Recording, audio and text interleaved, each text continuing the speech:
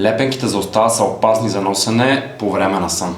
Това е мит. Лепенките за уста не запечатват устата, а я поддържат нежно затворена. Ако тялото има нужда от въздух, устните се отварят без проблем. Затова те се използват от хиляди хора по света всяка вечер без риск. Единствено, ако имате проблеми с дишането през носа, не се препоръчват. Лепенките за уста подпомагат носовото дишане. Точно така, това е истина.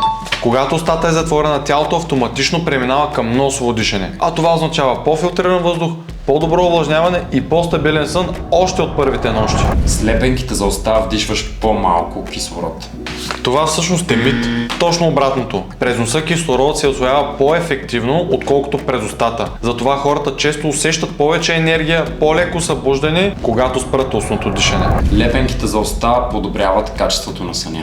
Това е истина. Когато дишането се стабилизира, сънят става по-дълбок, с по-малко микросъбуждания. Това означава реално възстановяване на нервната система, мускулите и мозъка през нощта. Лепенките за уста могат да бъдат част от дългосрочен навик за добро дишане. Това е истина.